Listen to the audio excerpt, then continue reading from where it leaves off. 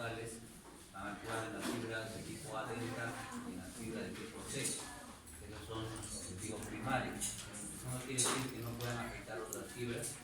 Eso va a hacer función un poco de la vaina de mielina, ¿no? Es un poco más fácil de actuar en una vaina, en una fibra, perdón, amielinizada, que no tiene vaina de mielina, la que transmite el dolor que llamamos habitualmente lento, en comparación con una fibra delta que tiene vaina de mielina y transmite también el dolor generalmente somático, a diferencia de este que es visceral y que tiene una velocidad de transmisión también más rápida.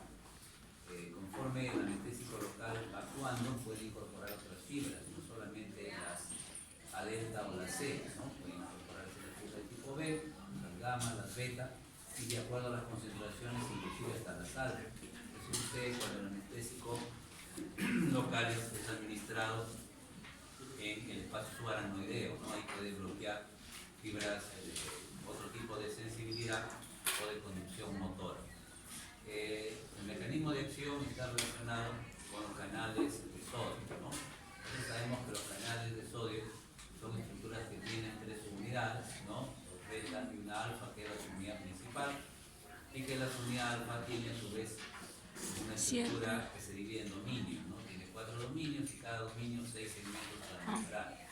El cuarto de esos segmentos transmembrana en cada dominio es el sensor de voltaje, de manera que percibe las modificaciones en la polaridad que existe basada en las cargas iónicas, ¿no? La diferencia de potencial entre el sodio afuera, que es positivo, y también el potasio, que es positivo, más las proteínas aniónicas. En estado de reposo sabemos que el exterior está cargado positivamente y el exterior negativamente. Y entonces hablamos de un canal de sodio que está cerrado. Progresivamente se va produciendo un movimiento en estos dominios en función del flujo de iones de sodio, de iones de calcio, que pueden atravesar la membrana celular y modificar entonces el potencial de reposo. Y los dominios se van desplazando, se van movilizando hasta generar la apertura de un poro central. En el momento en que el poro central está abierto, el canal de sodio permite el pasaje de este ion, ¿no? 4 dominios se han desplazado de manera que se ha generado un poro al centro por el cual se va a movilizar el sodio. Ahora es importante considerar que se habla de canal abierto en esta hipótesis de retorno modulado cuando la llamada compuerta de activación, o sea la parte del canal que está en relación con el medio extracelular, se ha aperturado.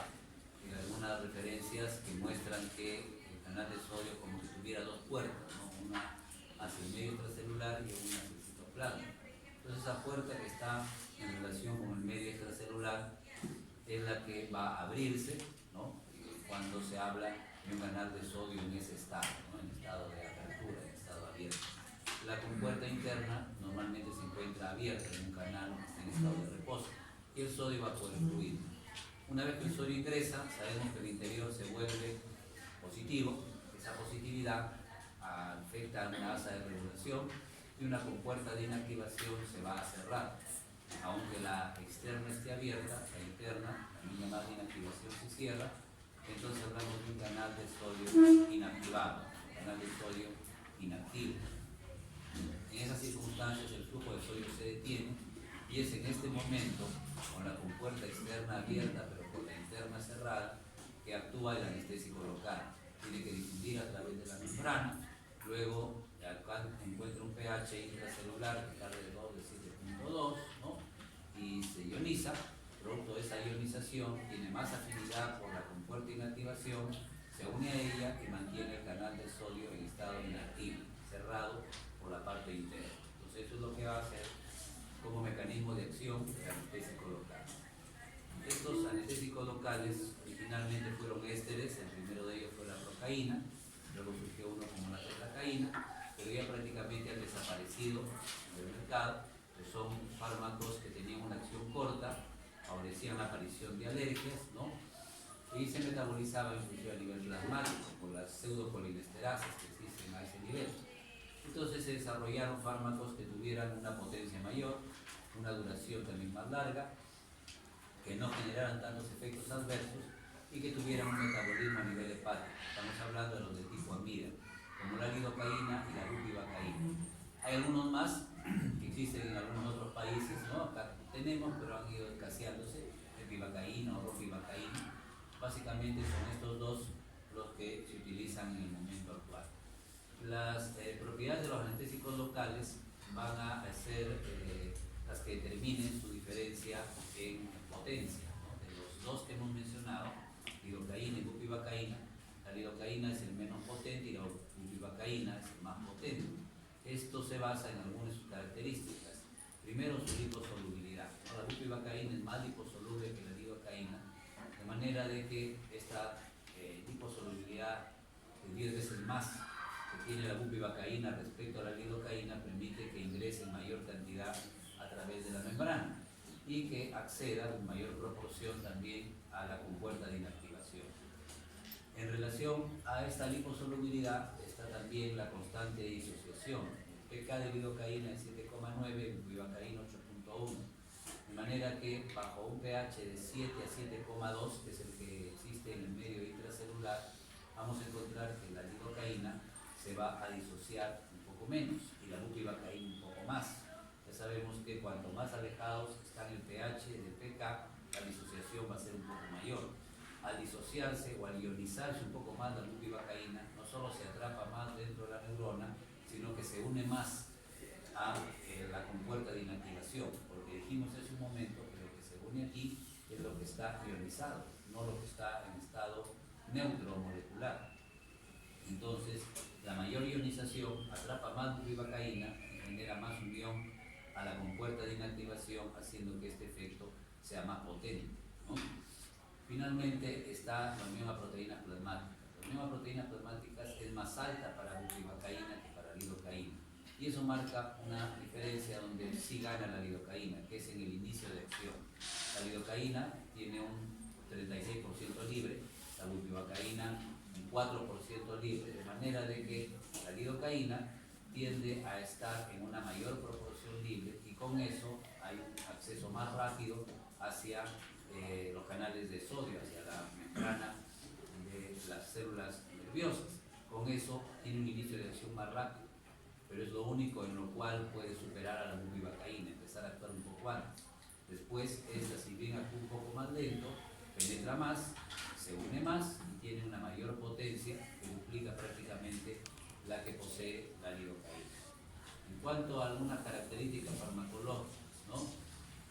Puede haber cierta diferencia en la unión por las fibras A delta versus las A gamma. Si bien las A delta son las que están relacionadas con la sensibilidad, las A gamma un poco con la cuestión de la regulación vasomotora, ¿no? Se ha encontrado que aquello que transmite el dolor, ¿no? Que es la fibra delta, es más susceptible de ser afectado por los anestésicos locales, en virtud un poco de su mayor frecuencia de activación, ¿no? Se supone que lo que transmite sensibilidad, sobre todo lo que nos alerta del dolor, casi siempre está activo, ¿no? Todo estímulo doloroso genera una reacción de defensa, alejarse de, y esa sensibilidad tiene que ser rápida, en el caso de la A delta, y constantemente está siendo pues activada o modulada para evitar que suframos daño, ¿no? Todo estímulo nocivo inmediatamente crea una reacción de alejamiento, ¿no? Y eso hace que haya una mayor actividad y una mayor afinidad, selectividad por este tipo de fibras. Después tenemos lo que se llama la inhibición tónica versus la fase. Entonces, pues lo planteamos un poco como un ejemplo, ¿no? Cuando hay una herida de por medio, cuando hay una lesión tisular, alguien se hizo un corte, ¿no? Hay que suturarlo, pero ese corte ha implicado una activación de las terminaciones nerviosas libres, hay dolor de por medio. Entonces, en esas circunstancias, aplicar anestésico local produce inhibición tónica, es decir, más sostenida, porque las terminaciones están en actividad continua, porque el dolor se está produciendo. Es un lunar, ¿no? Quiere quemar un lunar, ¿no? Electrocauterizar, qué sé yo, un lunar y luego retirarlo porque puede ser peligroso, por la razón que ustedes quieran. En ese caso, se inyecta el anestésico, pero no hay dolor, no hay lesión, la piel está intacta, ¿no? Se coloca el anestésico sin que exista ninguna alteración tisular de por medio. En ese caso el anestésico no actúa con la misma velocidad, con la misma intensidad y no hacen inhibición tónica, sino que tienen de calcio, de potasio, ¿no? Y puede actuar en otros receptores, ¿no? Como los NMDA para el glutamato, los B2 para la calcinina, los neuroquininas, el retorno nicotínico. Entonces no es totalmente selectivo, son las concentraciones los que van a hacer que bloquee otros tipos de canales. Y por ahí podría tener un ligero efecto antiinflamatorio, no tendrá insulina, neuroquinina, ¿no? O podría modificar un poco la motilidad o la neurotransmisión simpático-parasimpática, ¿no? Ganglionar en los NN, o la excitabilidad central, en fin. En cuanto a la absorción, está en función de la vascularización. Entonces, los odontólogos normalmente utilizan lidocaína con adrenalina, ¿no? Cuando van a hacer algún procedimiento que puede ser un poco más doloroso, ¿no? En esos casos, la adrenalina, como hicimos en la práctica con los puyes, va a producir una vasoconstricción por su efecto alfa-adrenérgico, ¿no? Sobre todo alfa-1. Entonces, va a haber menos absorción del medicamento, se va a quedar más tiempo en la encía, en el sitio donde está actuando el odontólogo, y el efecto se va a prolongar. De manera que ese es el criterio para agregarle adrenalina al anestésico local. Por otro lado, si producimos una vasoconstricción, a veces se tiene que retirar una pieza dental, o tiene que hacer un implante, no lo sé. Va a haber menos flujo sanguíneo, la encía es muy vascularizada, ustedes saben que sangra con mucha facilidad. Al agregarle lidocaína o adrenalina a la lidocaína, entonces la vasoconstricción reduce un poco también la hemorragia local en el momento del procedimiento, ¿no? Finalmente, cuando se administra lidocaína, con o sin adrenalina, hay que asegurarse que no estamos en un vaso sanguíneo, porque pueden haber efectos sistémicos, hay que tener un poco de cuidado con eso. La distribución en general no es muy grande por la unión a proteína, sobre todo de Bupi, que es alta, entonces el volumen de distribución no es muy grande tampoco. La bupivacaína, si bien se une más, lo compensa con su mayor liposolubilidad, pero en general no tienen una distribución muy amplia estos medicamentos, ¿no? Los ésteres, ya dijimos, se metabolizan por polinesterasas, una pseudopolinesterasa plasmática inclusive, ya no se usan, así que no tienen mucha utilidad, de hecho, y las amidas a nivel hepático. La anestesia local a veces es un término muy cuestionado, ¿no? Pero no vamos a entrar a esa discusión, un poco irrelevante, digamos. Si debe decirse anestésico o no debe decirse, quizás no, pero bueno, vamos a definir con claridad la anestesia general, qué características tiene, pero ya se ha quedado como anestésico local un término, así que hay que usarlo. Así no sea muy correcto decir anestesia local, sería más correcto decir analgesia local, capaz, pero bueno. Se puede dar un uso tópico, existen parches de lidocaína sobre todo, aplicados en una neuralgia posherpética. El herpes es una enfermedad viral que produce unas ampollitas, ¿no? Que siguen el territorio del nervio, ¿no?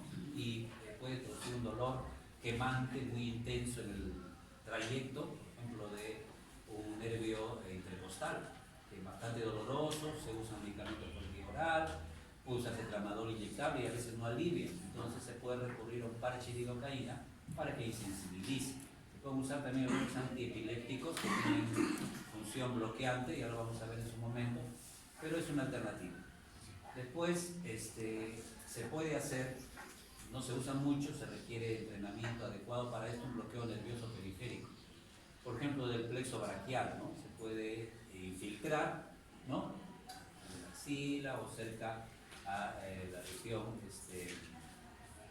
de la inserción del deltoides, ¿no? Tiene sus sitios la lidocaína y producir un bloqueo del plexo braquial, pero se puede lesionar también algunos de sus componentes, de manera que esto no se hace de manera rutinaria, requiere cierto entrenamiento para bloquear la sensibilidad y un poco el movimiento y los reflejos de un brazo completo, digamos, ¿no? Pero puede hacerse. Y lo que se utiliza un poco más es el bloqueo nervioso central a nivel de la médula espinal.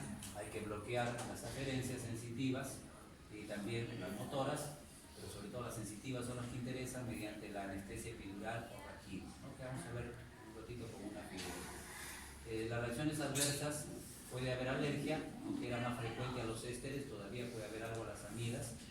Las dosis bajas, como sucede con el etanol, la persona que consume alcohol sabe de que habitualmente, no siempre, la persona que consume dosis bajas, cierra la puerta por favor, puede presentar cierta alegría, ¿no? Puede mejorar su estado anímico, pero si consume mucho, entonces necesariamente va a terminar dormido. Algo parecido sucede con el anestésico local, ¿no? Por bloqueo de centros que podríamos llamar inhibitorios, ¿no? Se puede producir una excitación, pero el uso de cantidades altas al final va a inhibir todo, va a bloquear los canales de sodio en centros inhibitorios y excitatorios y la persona tiende a entrar en un foco, ¿no?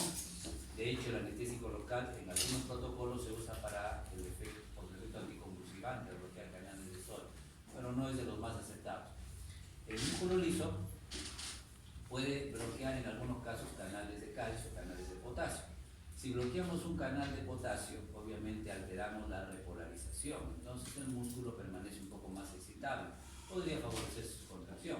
Si bloqueamos un canal de calcio, entonces más bien el músculo no va a tener fuentes extracelulares, se va a relajar, ¿no? Entonces, cosas más o menos obvias se relacionan con aspectos que ya conocemos, que hemos visto un poquito antes o que saben de otros cursos. Y en el corazón siempre va a tener efectos inhibidores, ¿no? Ya que bloquee canales de sodio o que haga con los de calcio, que requieren dosis más altitas, ¿no? La bradicardia y el neotropismo negativo. Acá está la administración epidural. Ustedes pueden ver que se coloca una aguja y luego un catéter, ¿no? Un tubo flexible dentro del espacio epidural, es grasa que rodea pues, a la dura madre, ¿no? Y desde ahí va a difundirse el anestésico en la grasa y desde la grasa un poco al espacio subaracnoideo, al líquido cefalorraquídeo y por supuesto a las raíces nerviosas que entran o salen de la médula espinal. Es una anestesia relativamente segura porque no está colocándose en el líquido cefalorraquídeo, no sube demasiado, no se extiende mucho, pero por lo mismo de que no está siendo colocada directamente en contacto con las raíces nerviosas, ¿no? Puede ser un tanto ineficaz, a veces hay que agregar una dosis un poquito mayor, se va perdiendo el efecto, no es tan completo y hay que, mediante el catéter, que es una ventaja, se puede ir regulando un poco la cantidad del medicamento. A diferencia de lo que sucede con la anestesia raquídea, que todavía se usa, ¿no? Hay muchos anestesiólogos que la aplican para procedimientos cortos, ¿no? Entonces la aguja entra hasta el espacio subaracnoideo y ahí se inyecta la lidocaína. La lidocaína que viene en frasquitos, ¿no? Un poquito grandes de 100 mililitros, es una lidocaína al 2%, es una lidocaína liviana, ¿no? La lidocaína que se inyecta acá viene en ampollas, viene al 5%, está más concentrada, más pesada. ¿Con qué finalidad? Al paciente se le inyecta esto sentado, ¿no? Se siente, ¿no? Que se incline hacia adelante bastante, que meta la cabeza entre las rodillas, digamos, ¿no? Que se incline bastante para que se separen pues las apófisis espinosas y pueda pasar por ahí la aguja, ¿no? Y se introduce la aguja hasta el espacio subaracnoideo.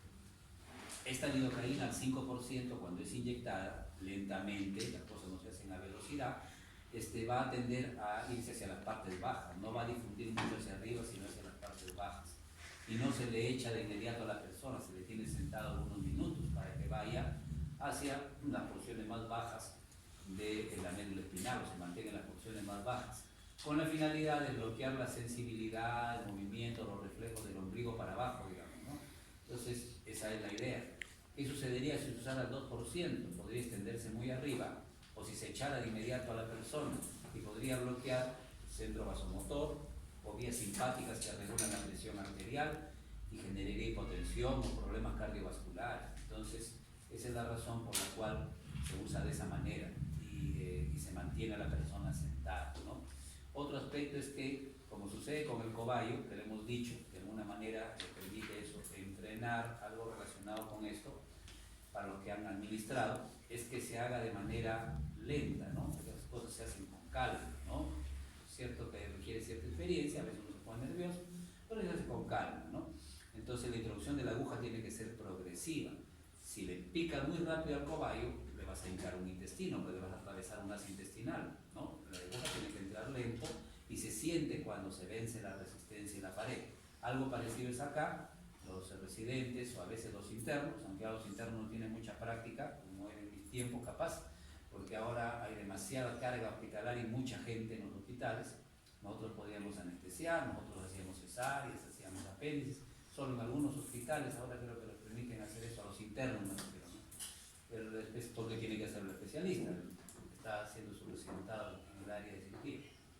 Bueno, total que a veces si se introduce muy rápido la aguja, se puede pinchar pues alguna de las raíces nerviosas y el paciente percibe una sensación de quemazón, ¿no? Como una descarga eléctrica en la pierna. Eso quiere decir que se ha pinchado pues alguna raíz. No es que se va a quedar paralítico, cosas que a veces engaña a la gente, pero sí puede tener un trastorno de sensibilidad por algunos días o alguna molestia en la pierna, ¿no? Entonces eso sucede porque la aguja se introdujo demasiado rápido. Tiene que introducir y se siente que se pierde la resistencia, como que uno está encontrando dificultad y de repente se perdió esa dificultad, ¿no? Y eso dice que ya está en el pasillo aracnoideo. Se quita el mandril, que es una guía que hay acá, ¿no? Se quita un alambrecito que está acá adentro y comienza a gotear el líquido cefalorraquídeo y se coloca el anestésico y se administra pues de manera progresiva y pausada, ¿no? Y eso produce la anestesia raquídea, ¿no? Entonces esas son las características de estos procedimientos. En cuanto a la anestesia general, entonces nosotros tenemos que considerar cuál es el mecanismo principal. Hay algunas hipótesis que todavía están más o menos vigentes, pero el mecanismo principal se basa en los receptores GABA, ¿no? Y parcialmente en los receptores para el glutamato, particularmente el NMDA. Entonces, el agonismo, la acción sobre el receptor GABA del anestésico general, probablemente en la subunidad alfa, en los sitios próximos a las subunidades alfa, porque hay varias, como saben ustedes, va a generar la apertura del canal de cloro de manera prolongada y discriminada por largo tiempo y va a inhibir de manera progresiva, puede llegar hasta la muerte obviamente, al sistema nervioso central, ¿no? Entonces ese es el efecto primario del anestésico general. En algunas hipótesis un poco más antiguas se hablaba de unos mecanismos físico-químicos. Se decía que los anestésicos generales eran sustancias tan diferentes entre sí que no se podía explicar todo solo por el GABA, que debería haber un mecanismo de acción que involucraba la membrana, que esta membrana iba a sufrir un proceso de modificación físico-química, le iba a volver un poco más rígida, menos fluida. Ustedes saben que las membranas, la capa lipídica, la hipótesis del mosaico fluido, esas cosas de biología, se volvía como una estructura menos flexible, menos fluida, un poco más rígida, y eso alteraba la función de los canales, de todos los canales en general, de GABA, de sodio, potasio, de calcio, y entonces se bloqueaba pues el funcionamiento de la neurona. Y esa hipótesis tuvo algún tiempo que se consideró cierta. Ahora se piensa de que puede haber cierta modificación en la estructura de la membrana, pero en aquella que está cerca al canal, aquella que está pegada, digamos, a la subunidad alfa del receptor GABA. En particular eso sí se ha encontrado un poco que hay algún cambio a este nivel, pero no en toda la membrana. En todo caso, la idea es que los anestésicos generales son muy diferentes, a propósito de lo que estábamos diciendo. Los barbitúricos son anestésicos generales, ¿no? O sea, el pentobarbital, que han visto ustedes cómo lo privaba al toque, lo pepeaba rápido al CUI la semana pasada, rapidito lo noqueó, es un anestésico general. Pero es un anestésico general también la ketamina, que no actúa a este nivel, sino a nivel de receptor NMDA para el glutamato. O sea, ya no es que facilita la entrada de cloro, sino que bloquea la entrada de sodio y calcio por receptores NMDA. Y no se parece nada y tiene un mecanismo de acción diferente. Es un anestésico general el óxido nitroso, que es un gas, ¿no? Y que se administra entonces por vía inhalatoria, que teóricamente no tiene nada que ver con el GABA, no tiene una afinidad por este canal comprobada, por lo menos, ¿no?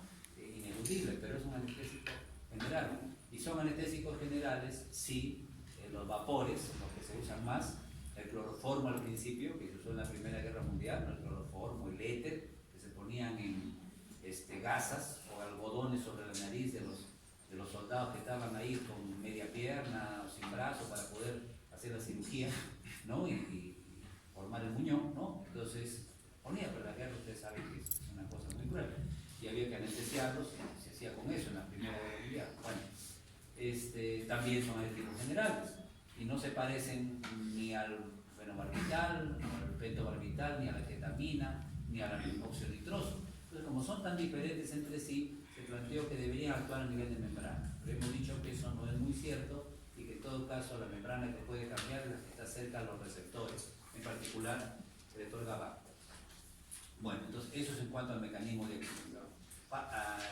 Básicamente, el receptor GABA, complementariamente los receptores NMDA para glutamato. Esos son los dos sitios primarios, probablemente algún cambio en la membrana que está cercana a esos receptores. Aquí un poco de lo que haría el anestésico, ¿no? Ahí está la subunidad alfa del receptor GABA que ya todos conocemos. En cuanto a la farmacocinética del anestésico general, entonces hay endovenosos, hemos mencionado a los barbitúricos, particularmente el pentotal, también se llama tiopental, anestésico general de acción corta. Otro endovenoso es el propofol, lo vamos a usar el día de mañana, propofol. Han encontrado ustedes que básicamente actúa a nivel de receptor GABA, algunos le confieren pequeña acción en NMDA, pero principalmente GABA, propofol para mañana, ya hay una revisadita también. Y la que también actúa en el GABA, si no actúa en el receptor NMDA para glutamato. O sea, bloquea la neurotransmisión excitatoria, de alguna manera gana el inhibitorio, hay un desequilibrio, ¿no? Y se produce anestesia general. Pero esos son endovenosos. La mayoría de los procedimientos quirúrgicos en salas de operaciones se realizan con anestésicos inhalados. Por lo tanto, hay que administrar por medio de una máscara anestésica, si el procedimiento es corto, o mediante un tubo endotraqueal, que lo van a ver ustedes, algunos que tienen sus familiares, padres, etcétera, que son médicos y a veces les llevan ahí para que vean, vayan a aprender algunas cosas, sucede, eso es bueno. Y otros no, pero son muy empeñosos y a veces consiguen entrar a mirar alguna relajante muscular, no está respirando espontáneamente o está respirando débilmente, comienza a generar cierta presión positiva, le pone una mascarita sobre la nariz y la boca, ¿no? Le hiperextiende la cabeza para que la lengua no obstruya las vías respiratorias y comienza a insuflar, comienza a aportar una mezcla de oxígeno y de vapor anestésico. En algunos sitios todavía se utiliza óxido nitroso. No se aplica el vaporizador, sino el óxido nitroso mezclado con oxígeno. Puede ser, pero vamos a comentar más adelante que esto tiene algunas deficiencias, ¿no? Y no se usa demasiado, más se usa el vapor anestésico, ¿no? El sevoflurane, el isoflurane, esos anestésicos inhalatorios. Tiene que atravesarse la membrana, llegar al corazón, llegar al cerebro y respetar los coeficientes de partición sangre-gas y los coeficientes de partición lípido-aire, se llama, ¿no? O lípido-gas, ¿no? Que hablan de las liposolubilidades. Bueno, en todo caso, si el procedimiento es corto, se puede hacer esto, pero hay también algunos problemas porque conforme la persona inhala, tiene algunas reacciones que tienen que ver con las etapas de la anestesia, que vamos a ver más adelante, que son parecidas a las que tenían los soldados esos a los que le ponían éter, ¿no? Es decir, si te ponen algo en la nariz que tiene un olor además un poco desagradable y comienzas a sentir unas reacciones extrañas, comienzas a quitarte, quieres que te quiten eso que te están poniendo en la nariz, ¿no? Tienes que amarrarte un poco porque además estás a veces adolorido, entonces es incómodo anestesiar a una persona así. Entonces la mayoría de las veces, sobre todo si el procedimiento es largo o aún no siendo muy largo, en vez de una máscara como esta, se le coloca por vía endovenosa un poco de anestésico, un poco de pentotal, se le duerme a la persona, ¿no? Se le anestesia por un periodo corto y luego se le intuba, ¿no? Se le coloca un relajante muscular para que no haya reflejo en la glotis, para que esté sin movimiento y se mete un tubo hasta la tráquea y por ahí ya se pasa el vapor, el gas anestésico, ¿no? Es lo que se hace casi todo el tiempo. En algunas ocasiones se aplica la mascarilla, ¿no? Para evitar toda esa agitación y toda esa cuestión que hay si te ponen algo sobre la boca y estás bien despierto y poco a poco van a querer que entres en anestesia general de esa manera. Mejor por la vena te duermen y luego viene el resto. Los coeficientes de partición. El coeficiente de partición sangre-gas, ¿qué nos dice? Nos dice de la solubilidad en sangre del medicamento. Entonces, cuanto más soluble hemos dicho sea en sangre, va a tener más lentitud en su acción, porque se está mezclando con la sangre. Cuanto menos soluble sea en sangre, más rápido va a alcanzar el sistema nervioso central y va a actuar también con una forma más acelerada, Y también esto tiene que ver con la cantidad, ¿eh? Si es poco soluble en la sangre, con poquito anestésico general vas a producir el efecto. Pero si se mezcla mucho con la sangre, van a tener que administrarle más, pues, porque un poco se va a quedar en la sangre y el otro poco es el que va a llegar al sistema nervioso central. El coeficiente de partición, aceite-gas, significa liposolubilidad, ¿no? Cuanto más liposoluble sea, entonces más potente va a ser, ¿no? Más va a ingresar al sistema nervioso y mejor va a actuar. Esos son los dos coeficientes de partición. Esta figura nos muestra que el óxido nitroso, ¿cierto?, es un fármaco que requiere concentraciones alveolares muy altas, requiere concentraciones alveolares muy elevadas, ¿no?, más o menos de 80, comparado con los otros que se usan y que requieren una tensión alveolar solo de 60. ¿Por qué? Porque es muy poco liposoluble. El óxido nitroso no le gusta la grasa, no se mezcla con la grasa, no es liposoluble, tiene un coeficiente aceite-gas que es muy bajo. Entonces, si no es liposoluble, no es muy potente, primero que nada, y segundo, hay que dar cantidades altas, tensiones alveolares altas para que se produzca la respuesta. En cambio, los otros, que son más liposolubles, hay que dar tensiones alveolares más bajas y se produce la respuesta. Esto mismo se puede ver un poco acá de manera más detallada. Óxido nitroso tiene una liposolubilidad de 1 versus los antiguos de la Primera Guerra Mundial, como el cloroformo éter, que tiene una liposolubilidad de 500 veces más liposolubles. Entonces es una diferencia muy importante. Si esto o el alotano, que fue el primero de los inhalatorios, tienen una liposolubilidad de 500, entonces se necesitan solamente concentraciones alveolares de 1/100ª de atmósfera. O sea, la presión, la concentración alveolar mínima, solamente es 1/100ª de la presión atmosférica, 0.01. Con poquita anestesia se puede conseguir el efecto, ¿no?, porque son muy liposolubles.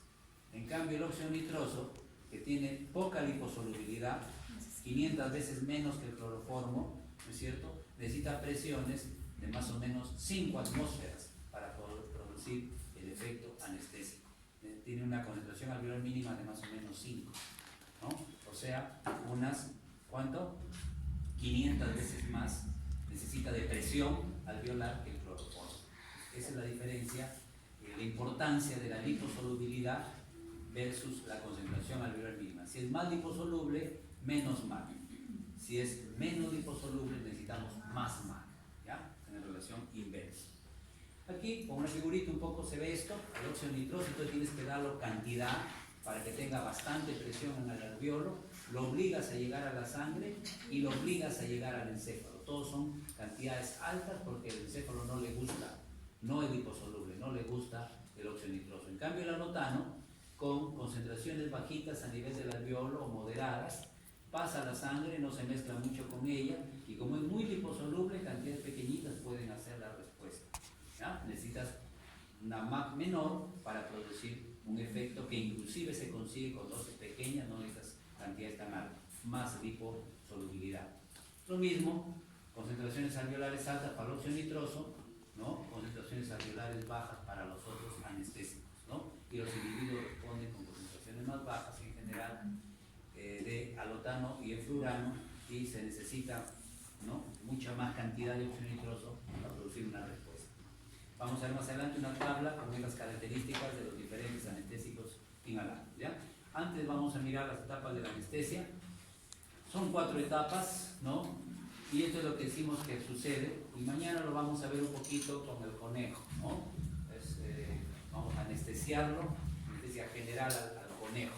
Entonces, cuando es inhalado, vamos a ver que en la primera etapa, cuando le ponían al soldado o cualquier persona que le iban a operar en el año 1920, ¿no?, 1910, lo iban a operar ahí, no había pues los anestésicos que hay ahora, ni los aparatos que hay ahora, no había un frasco con cloroformo o éter, lo mojaban ahí, el éter, y le ponían en la cara, le tapaban ahí, lo agarraban entre varios, ¿no? Entonces una cosa así, o lo amarraban. Entonces, al principio iba a haber una analgesia. Lo bueno, que lo primero es que se pierde la sensibilidad dolorosa, pero la persona estaba despierta y tenía reflejos, podía patear, agitarse, sacudirse, ¿no?, temblaba, qué sé yo. Lo peor venía después, venía la fase de excitación o delirio, es decir, la persona comenzaba a alucinar ciertas cosas, estaba pensando que lo quería matar, qué sé yo, ¿no?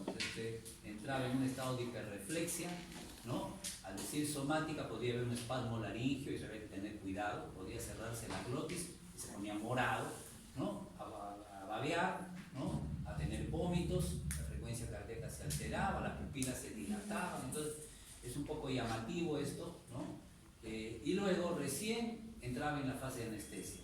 La anestesia, entonces, es que la depresión controlada del sistema nervioso central, ¿no? Que tiene 4 características, ¿no? Inconsciencia, la persona no está consciente, ¿no? Insensibilidad, ¿no? Hay dolor, pérdida de la sensibilidad dolorosa, analgesia, no hay dolor, no siente dolor, pérdida del movimiento, ¿no? Inmovilidad y pérdida de los reflejos. Eso se considera que es anestesia, para hablar de anestesia, ¿no? Ahora, la verdadera anestesia quirúrgica para las cirugías, pues se tiene justamente los 4 planos, 4 etapas, ¿no? Progresivamente la respiración se va volviendo un poco más superficial, más rítmica, tóraco-abdominal, los reflejos se van perdiendo, ya no tiene reflejos de movimientos oculares, ¿no?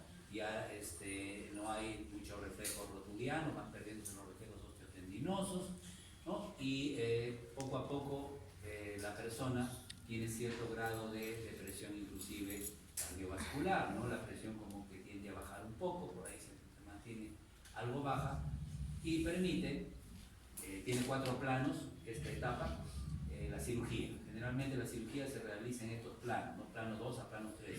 Hay 4, quiere decir que el primero es un poco superficial y el plano 4 es muy profundo, está muy cerca de la etapa 4, etapa 1, 2, 3, 4.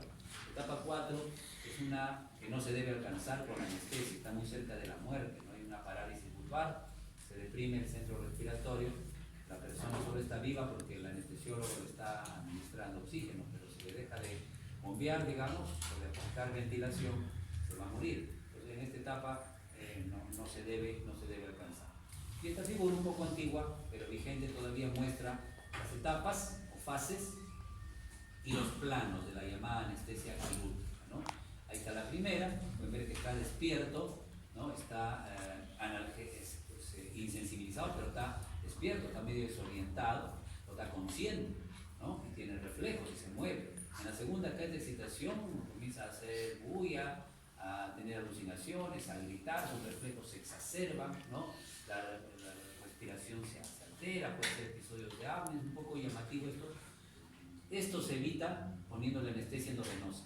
Pues en la actualidad que lo van a operar, ¿no? Está en las películas, todas las vainas, se ve que lo llevan, ¿no? Lo echan ahí, le dicen, señor, a ver, ponen una vía, va a contar del 1 al 10 o del 10 al 1, ¿no?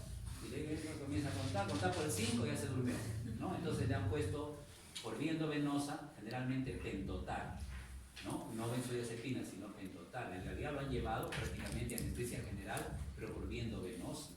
Una vez que ya está con esa anestesia, se le pone un relajante muscular, ¿no? Es un bloqueador de los receptores nicotínicos de la placa motora, entonces como que la glotis se relaja, los músculos en general, hasta la respiración, los músculos también disminuyen, y en ese momento puede ser inclusive hasta un pequeño paro respiratorio. Por eso aprovecha el anestesiólogo con un laringoscopio, pues van a ver en ese momento, introduce el tubo endotraqueal, ¿no? Se coloca en la cabecera, ¿no? Mira dónde están las cuerdas vocales y por ahí introduce un tubo. Hay maquetas ahora para eso, entonces se practica antes de hacer en la realidad. En mi tiempo, digamos, se hacía de frente en las personas. Aprendimos haciéndolo de frente en las personas, ¿no? Y siempre uno, cuando sabe que está la persona, pone un poco más nervioso. Cuando ustedes van a hacer una muestra, el pobre cuy no quieren a veces ni picarlo, ¿no? Entonces, pero hay que hacerlo, pues, ¿no? Un poco de calma se consigue. En todo caso, se intuba, aprovechando que está paralizada un poco la respiración, está deprimida, es solamente algunos segundos, menos de un minuto, y luego de que esté el tubo ahí, de inmediato se conecta al aparato de la anestesia y comienza a entrar oxígeno y entra el vapor anestésico. Hace unos minutos y ya está listo para operar. La operación con 1 hora, 3 horas, 10 horas, depende, puede estar así por un tiempo relativamente prolongado. Entonces, después de la excitación viene ya el periodo de anestesia que se llama quirúrgica, el tercer plano, y se opera, se dice, entre los dos, en el plano 2 y el plano 3, ¿no? ¿Qué características tiene? Miren brevemente, y lo ven ya con calma para no cansar, no estar describiendo minuciosamente, pero la respiración es más regular, es tóraco-abdominal. El paciente respira espontáneamente, ¿eh? No es que lo está haciendo respirar el anestesiólogo. El anestesiólogo, mientras dura la acción del relajante muscular, que puede paralizar el diafragma o deprimirlo un poco, sí, él está con la bolsa, está haciendo que respire. Pero poco a poco, conforme pasa el efecto relajante, que es breve, 10-15 minutos máximo, entonces el paciente respira, la persona respira, ¿no? Y se mantiene, le da una concentración de anestésico para que la persona respire sola, de manera regular, pero superficial. No es una respiración profunda, es superficial, tóraco-abdominal, ¿no? El balanceo. La pupila, ¿no? Puede estar algo miótica. Tienen que considerar ustedes, o ligeramente midriática, que conforme la anestesia va produciéndose, primero afecta a la corteza, luego va bajando un poco, se saltea un poquito el bulbo raquídeo, ¿no? Luego va deprimiendo, y al último, es una cosa curiosa, recién deprime el bulbo, como que los centros respiratorio y vasomotor están protegidos, son los que al último se afectan, ¿no? Pero otras áreas, probablemente porque son áreas más recientes, son menos primitivas, se afectan primero. En todo caso, recuerden que el parasimpático está en el tronco encefálico, en cambio el simpático empieza en la porción cervical de la médula espinal. Entonces, primero se va a afectar el núcleo parasimpático, el lóculo motor, del tercer par craneal, y después se van a afectar los primeros nervios simpáticos. Y eso explica un poco las variaciones en el diámetro pupilar. Bueno, pero también hay algunos cambios en la pupila. El ojo como que se estaba moviendo y acá se queda más bien fijo, ¿no? Se mueve poco. Tenía reflejo corneal, si tú le topabas la córnea, cerraba el ojo, pues no, si alguien le topa su córnea, pues cierra el ojo. Se pierde ese reflejo, ya no lagrimea tampoco, ya no, los ojos se pueden sacudir, como el nistagmo, o uno, ¿no? Que puede, a ver, no, ya no hay, ¿no? El ojo se queda fijo un poco mirando al frente, menos tono muscular, no hay reflejo glótico, o sea, a pesar de que hay un tubo ahí metido dentro de la tráquea, la glotis está relajada, los músculos de la laringe no funcionan, ¿no? Entonces, eso más o menos son las características. Hay algunos reflejos más primitivos, como el de la tos, hay el reflejo anal, algunos reflejos a la tracción, a los movimientos, pueden estar débilmente presentes. Si se justifica, le ponen un poquito más de relajante muscular los anestesiólogos, si no, no van a alterar mucho la cirugía, y ahí se opera al paciente, ¿no? Hay que evitar el plano 4, porque en el plano 4 la respiración se vuelve espasmódica y se deprime. Y obviamente en la fase 5, o etapa 4, perdón, en la etapa 4 ya la respiración no existe. Si el paciente respira es porque el anestesiólogo lo está ahí, le está estimulando, ¿no? El paciente acá se puede morir, ¿no? Está muy cerca de la muerte. Entonces, a veces ha sucedido, sabemos que es así, ¿no? A veces no se dice, pero el anestesiólogo se descuida o se entretiene, o el paciente era más sensible, tiña, a veces eso también pasa a la anestesia, ¿no? Y entró a esta etapa y el anestesiólogo no se dio cuenta, no estuvo pendiente o se descuidó un momento, ¿no? O cosas que pasan, ¿no? Hay circunstancias que se dan y después el paciente sale, dicen, descerebral, ¿no? Sale en un coma que es irreversible a veces, consecuencia de la anestesia. Ahora, pasa poco, está de por medio el factor humano, si hay algún descuido puede pasar, ¿no? Normalmente eso no pasa, es muy raro, en la actualidad el paciente se mantiene en este intervalo. Lo mismo, no lo vamos a mencionar, algunas fases, otra forma de clasificar las fases de la anestesia en base al estado de alerta total versus un colapso medular, ¿no? Donde los movimientos de apertura de ojos o de algunas respuestas que tiene el animalito, entonces se valora en el animalito, están reducidos. Por ejemplo, acá dice nado errático, esto se valora un poco en las ratitas o en otros animalitos como los sapos, entonces no está aplicado directamente al humano. Esto es bueno, a ver, esto todo el mundo lo conoce, la despolarización y la repolarización de una neurona, entonces no lo vamos a comentar, no se justifica. Sí vamos a decir que normalmente pues la despolarización y la repolarización se basan en el funcionamiento de estos canales y que la epilepsia se ha comprobado que hay epilepsias que se deben a canalopatías, mutaciones en el canal de sodio, entra demasiado sodio y se produce una convulsión. Una convulsión es una descarga excesiva, ¿no? Una descarga excesiva, eléctrica excesiva. Puede ser por la entrada de sodio, pero puede ser por la salida de potasio. ¿Por qué? Porque si sale demasiado potasio se altera la repolarización. Si sale demasiado potasio, entonces esto se hiperpolarizaría. No tiene por qué despolarizarse. ¿Cuál es el problema? Cuando hay una nueva excitación y quiera repolarizarse, no va a poder, porque el potasio está afuera y no va a querer salir. Quiere decir, no se repolariza. Se repolariza y estas neuronas GABA que están mal, o estos receptores GABA están mal, entonces estas neuronas no son controladas. Y como son desequilibradas o de muy fácil excitación, fácil responden los estímulos que vienen de las partes inferiores, tanto la adrenalina, etc., las excitan y estas a su vez excitan a las que están en la corteza y se produce una convulsión. Una forma de convulsión puede ser la ausencia.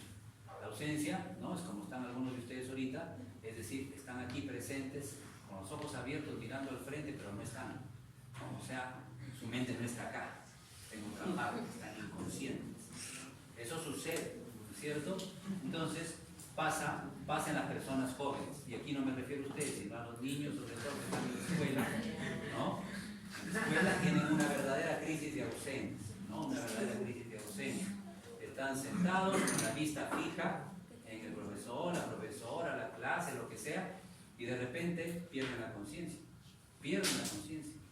¿no? Unos minutos y no saben qué pasaba. Se despiertan nuevamente como si hubieran quedado dormidos unos minutos, ¿no? Y la profesora los está llamando para decirles que he dicho, o hace esto, ven acá, y no hacen caso, ¿no? Y a veces ha sido una convulsión generalizada que a partir del tálamo ha desorganizado la función de la corteza.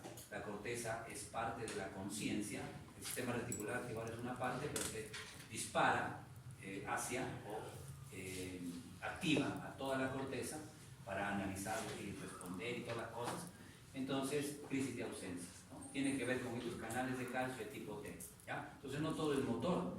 La crisis de ausencia es una crisis que no tiene ningún componente motor. La persona parece que se está haciendo la loca, pero en realidad está inconsciente, ¿no? Y eso es todo lo que hay, y se recupera, ¿no? Y se despierta luego de unos minutos. Bueno, en estos casos, lo importante es que hay varios receptores involucrados, ¿no? Hay canales de sodio en estas neuronas, en estas de acá, hay canales de calcio, hay receptores GABA. Por lo tanto, para controlar bien una crisis de ausencia hay que usar un medicamento que cubra varios mecanismos, ¿no? Y en cambio, lo que sucede con una focal o parcial es que principalmente hay despolarización exagerada. Una despolarización aumentada puede controlarse bloqueando canales de sodio. Pues en este caso se necesitan más fármacos que bloqueen canales de sodio. A veces con eso es suficiente. A veces. Otras veces se necesita también bloquear por lo menos canales de calcio también. ¿Ah?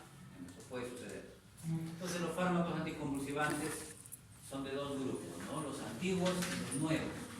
De los antiguos, acá tenemos 5: carbamazepina, fenitoína, ácido valproico, también conocido como valproato, benzodiazepinas y barbitúricos. De esos 5, hay 3 que solamente se usan de manera aguda, o sea, para que el que está convulsionando sea controlado, para revertir la convulsión. ¿Cuáles son esos? Los barbitúricos, las benzodiazepinas y la fenitoína.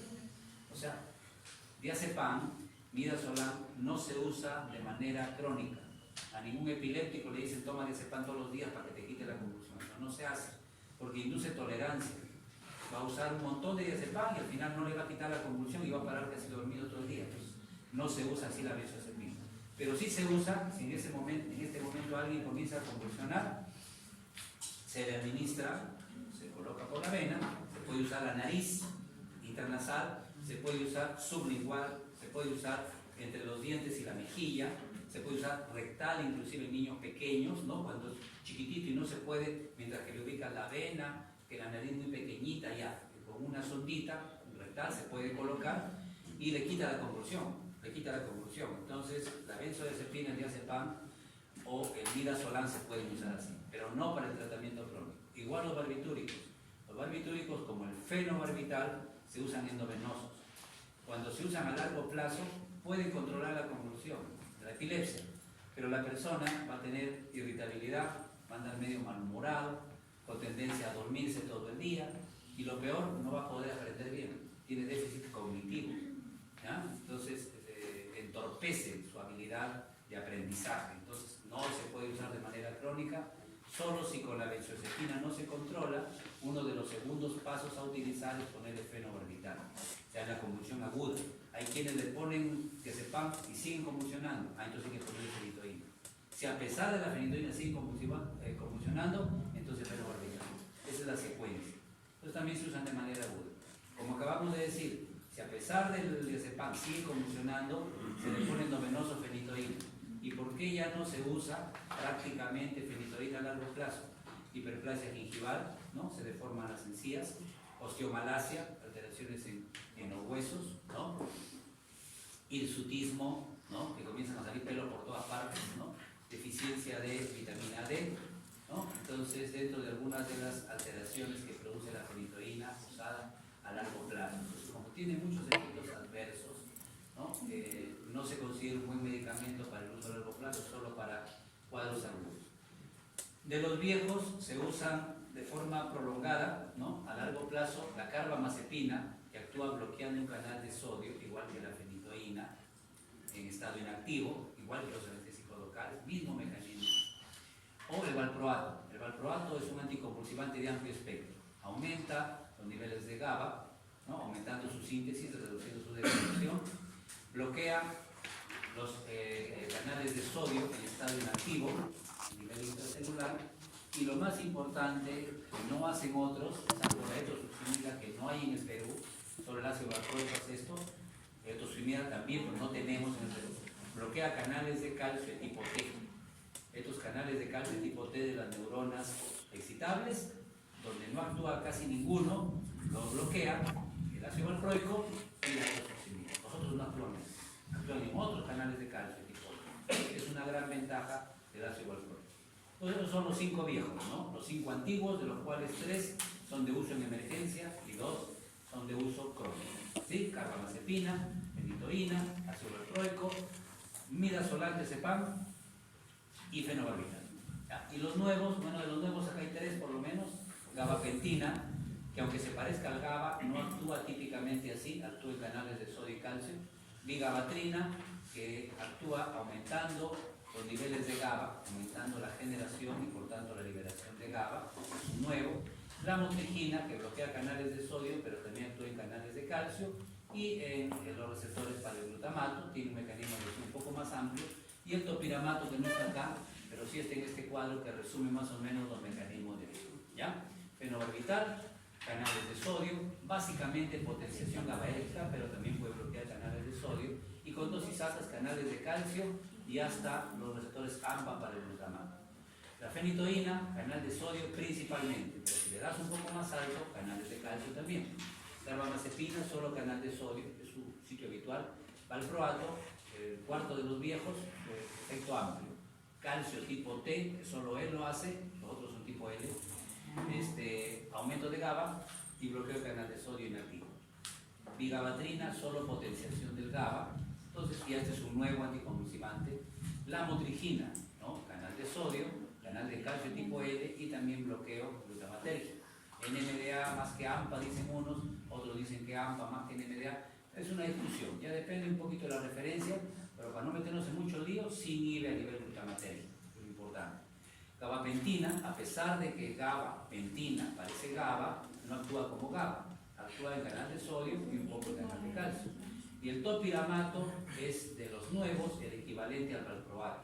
El topiramato, canal de sodio, facilitación del GABA, canal de calcio tipo L, inclusive actúa bloqueando el receptor AMPA para el glutamato. Entonces el topiramato es el anticonvulsivante de mayor espectro. No necesariamente el más eficaz. Uno podría decir, si bloquea todo, pues es lo máximo. No hay nadie que lo supere. En la clínica no siempre es así. Ya que bloquea todos los canales no quiere decir que en los pacientes van a ser necesariamente el mejor. Algunos con la motrigina van muy bien, lo cambian a topiramato y capaz como no tiene o se tiene afinidad, pero no tanta como este por el receptor de sodio, comienza a perder eficacia. Puede suceder, ¿ya? Pero es un buen anticonvulsivante. Tiagabina, ¿no? Solo GABAérgica, oxcarbazepina, que es un análogo de carbamazepina, son un canal de sodio, y se está usando. Esto capaz no se acuerdan mucho, pero el levetiracetam se está usando también bastante, solo en canales de calcio, ¿ya? Levetiracetam. Como el calcio participa en despolarizaciones y liberación de neurotransmisores, sobre todo glutamato, parece bastante importante el levetiracetam.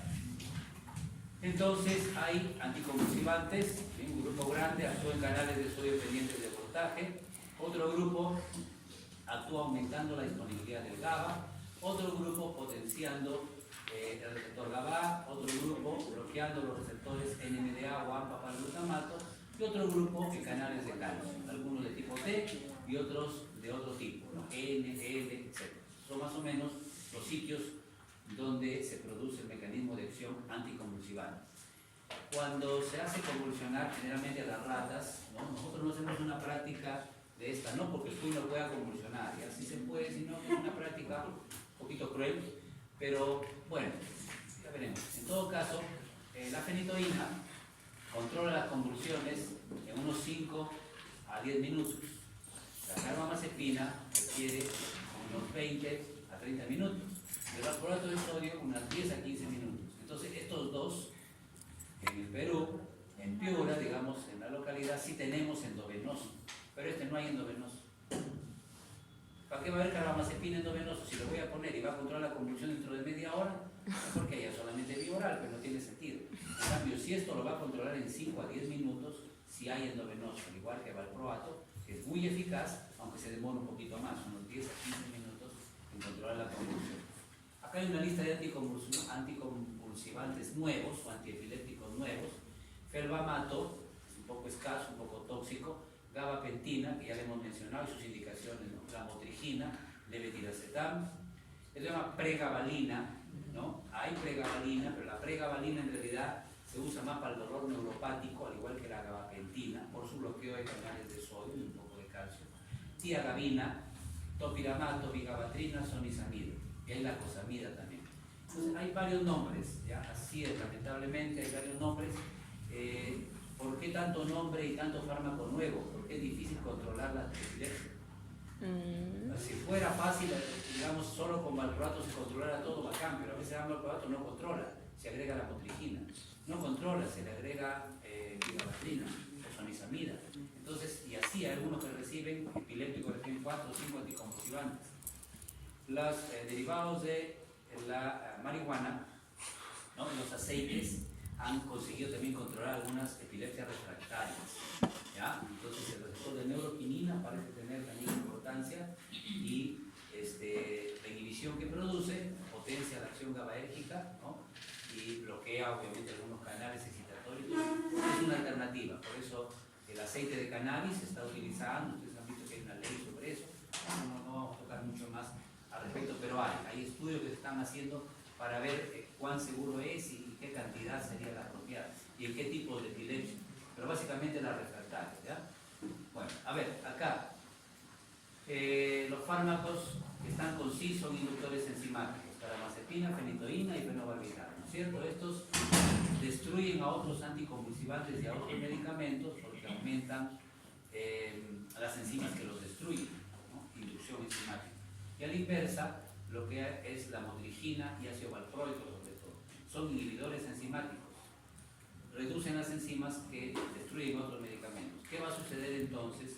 Por ejemplo, si usamos carbamazepina con la motrigina. Si le doy carbamazepina con la motrigina, va a disminuir las concentraciones de la motrigina. Puede reducirse la eficacia de la motrigina por inducción enzimática. En cambio, ojo, si le damos ácido valproico con la misma lamotrigina va a aumentar, porque el ácido valproico inhibe las enzimas que destruyen a la lamotrigina, ¿ya? Entonces tengan en cuenta eso, de esos 5 medicamentos nada más, ¿ya? Hay más cosas, hay metabolitos por ahí que no vamos a mencionar. Tengan en cuenta esos 5 medicamentos y esas 2 cosas principalmente. Para epilepsia parcial podríamos decir que se pueden usar casi cualquier tipo de anticonvulsivante, porque la epilepsia parcial se basa en alteraciones en el canal de sodio. Con que actúe a nivel del sodio es suficiente, ¿no? En algunos casos, inclusive con que actúe en calcio, nada más podría ser suficiente. Entonces, se puede valproato, carbamazepina, gabapentina, naproxetina, casi cualquier anticonvulsivante es de primera elección. Algunos otros, como son menos seguros, como la fenitoína, son de segunda elección, o el fenobarbital. Pero, entre comillas, podríamos decir que cualquier anticonvulsivante podría usarse en una epilepsia parcial, siempre y cuando bloquee el canal de sodio y o el canal de calcio. En cambio, en una generalizada, hay que usar anticonvulsivantes, si son solos, que tengan un mecanismo múltiple, o si no, hay que combinarlos entre sí para que sean eficaces. En una epilepsia generalizada se usa valproato, que tiene 3 mecanismos, la multigina, que también tiene 3, topiramato, que tiene los 4 mecanismos, y levetiracetam, si es una excepción, tiene un mecanismo básicamente que es el bloqueo del canal de calcio, que lo hace de una manera tan eficaz que no libera prácticamente neurotransmisores. Entonces, se encontró que también podría ser útil. En cambio, la carbamazepina o la fenitoína no se usa, o se usa, como dice acá, con cautela. Aparte que no va a ser muy eficaz, tienen efectos adversos. Las reacciones adversas hay dependientes de dosis y no dependientes de dosis. Las no dependientes de dosis son de tipo, a ver, despierten, ¿son de qué tipo? A, B, C, D o E, las no dependientes de dosis. Rapidito, a ver alguien, un sobreviviente, A, B, C, D o E. ¿Ya ve? Pues salen mal. B, pues, las B. Las dependientes de dosis son A. Y las no dependientes de dosis, como las alergias o las genéticas o idiosincráticas, son B. Y por eso después a veces salen mal. A ver, tengan cuidado, falta un examen semanal. Ya cuando suben un poco, después a veces comienzan a confiar. Tengan cuidado. Probablemente, les aviso ya, el examen semanal que viene es con preguntas de complemento múltiple. Eso les va a preparar para el examen de unidad, que es con parcial, perdón, es con preguntas de complemento múltiple. ¿Ya? Entonces, 1, 2 y 3, ¿sí? Tanto te gustan, ¿no?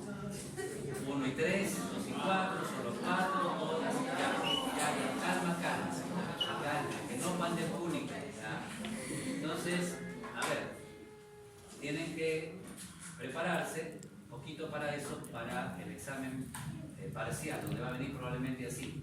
Y eso garantiza que tengan las ideas un poco más claras. Cuando hay varias opciones, o estás claro o no estás claro, ¿no? Para el parcial, ¿va a venir todo de aquí para adelante, de atrás? El parcial es todo, pues, ¿no? 40-60 generalmente, ¿no? 40% de la primera unidad, 60% de la segunda unidad. Pero es todo, ¿no? Desde la primera semana. ¿Ya? El semanal de opiáceos, ¿no? Opiáceos que hicimos, hipnóticos sedantes, ¿no? Anticonvulsivantes y anestésicos. 4 puntos. Eso es semanal. Ya. Terminemos. Vamos a sacar ahora. A ver, brevemente, ¿ya? No les voy a pedir que se memoricen todo esto, pero sí recuerden, en el caso, ojo, hay que tener criterio. Para todo hay que tener criterio, ¿no? Si me dicen que la fenitoína, es decir, el fenobarbital, son medicamentos que no se usan ya de manera crónica, sino que se usan de manera aguda, lo que yo no debo olvidar de la fenitoína son sus reacciones dependientes de dosis. ¿Qué quiero decir? Que si alguien está convulsionando y le queremos quitar las convulsiones y no respondió al diazepam y le ponemos fenitoína, como es endovenoso, ¿qué puede suceder? Que va a comenzar a sacudir los ojos. Vamos a hacer el instante. Si la dosis es un poco más alta, va a tener problemas de coordinación, ¿no? Y si no, ya va a entrar en una letargia, en una tendencia al sueño, se va a sedar, se va a dormir, tal vez un poco, o tendencia a dormirse. Entonces, eso debo recordar yo de la fenitoína. No se usa a largo plazo por la hiperplasia, la osteomalacia, la hipertricosis que hemos dicho, la hiperglicemia, no se usa a largo plazo, solo de manera aguda. Igual con el fenobarbital, síndrome depresivo, depresión respiratoria de manera aguda, tengo que cuidar eso. Esto, excitación, hiperactividad, ¿no? Y en todo caso, también el problema de alteración cognitiva, que es a largo plazo, ya no se debe administrar. Debo recordar a estos dos, gabapentina y levetiracetam, porque estos dos no tienen reacciones idiosincráticas, pero sí tienen algunas reacciones dependientes de dosis que no son muy graves, ¿ya? No producen pues alteraciones, digamos, en la coordinación o depresión respiratoria. Producen algo de sueño, ¿no? Algo de irritabilidad, sobre todo la gabapentina es una de las más seguras. ¿Ya? Todos los otros, sea carbamazepina, sea ácido valproico, producen, ¿no?, aplasia médula ósea, ovario poliquístico, cuidado con el ácido valproico, hepatitis, ¿no?, y algunas alteraciones en el peso, como el ácido valproico y la lamotrigina, ¿no?, el topiramato, perdón. Acá pérdida de peso y aquí aumento de peso, ¿no? El estado epiléptico es las convulsiones sin recuperación de conciencia, es una emergencia. Entonces, lo que está pasando es que hay demasiado glutamato y muy poco GABA y se mantiene así. Normalmente en una convulsión el GABA termina ganando el glutamato y la persona se recupera, pero en el estado epiléptico la persona está ahí inconsciente y ahí inconsciente está que se sacude y sigue convulsionando por varios minutos, a veces horas. Obviamente hay daño neurológico y se puede morir. Por lo tanto hay que administrar estos medicamentos. Primero diazepam o lorazepam o midazolam. Lorazepam tienen los americanos, los norteamericanos, en ampolla me refiero. En tabletas sí tenemos, pero en ampolla no hay. ¿Cuál es la ventaja respecto a diazepam? Este de acá actúa rápido, pero dura poquito, como anticonvulsivante, 30 minutos. Este de acá actúa rápido y dura más, hasta 4 o 8 horas. Yo no sé por qué, Michi, perdón, no tenemos lorazepam endovenoso en el Perú. No hay una razón. Debe ser económica, ¿no? Debe ser económica, ¿no? Entonces, porque no se justifica que países tan meticulosos como los norteamericanos o los europeos sí tengan y nosotros no, en inyectados, ¿no? Pero sí tenemos midazolam, por ahí puede ser una compensación. Después de esto se usa generalmente fenitoína y después de esto se usa fenobarbital. Aquí hay unas características, ya es un poquito tarde, lo leen ustedes, pero ven por ejemplo que la latencia, o sea el tiempo para actuar es un poco lento. Latencia quiere decir el tiempo para actuar. Diazepam actúa en 1 a 3 minutos. Veloz, endovenoso, en 1 minuto ya está actuando. En cambio el fenobarbital le pones endovenoso, en 10 minutos recién va a empezar a notar su efecto. Entonces, igual en la fenitoína, entonces eso no ayuda mucho. Es una razón también para empezar con esto. Ahí está la escalera de tratamiento, diazepam primero, fenitoína después, fenobarbital luego, y si sigue convulsionando a estas alturas ya está el anestesiólogo ahí, o alguien que sepa intubarlo. Hay que intubarlo, hay que ponerle anestesia general, con pentotal, con propofol o midazolam y infusión continua. Algunos de los medicamentos son sacados del sistema nervioso central por proteínas transportadoras, como las MRP. Por ejemplo, fenobarbital, fenitoína, carbamazepina, valproato, son expulsados. Los nuevos son un poco menos, la motripina, gabapentina, topiramato, un poquito menos, expulsados del sistema nervioso central por transportadores. Y una listita, no se olviden que la clorpromacina, por eso el CUI capaz también se sacudió un poco con la clorpromacina y el haloperidol, pueden producir convulsiones, ¿ya?, en las personas.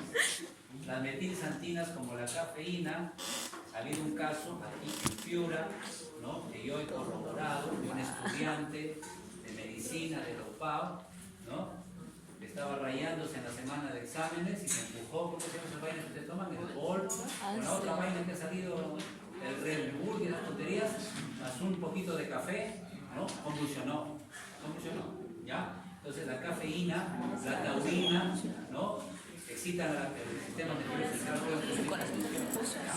A ver, calma. La lidocaína puede producir convulsiones, la meperidina, que es un opiáceo, puede producir convulsiones, algunos antibióticos endovenosos como la penicilina y la ciprofloxacina también pueden producir convulsiones. ¿Ya? Se acabó.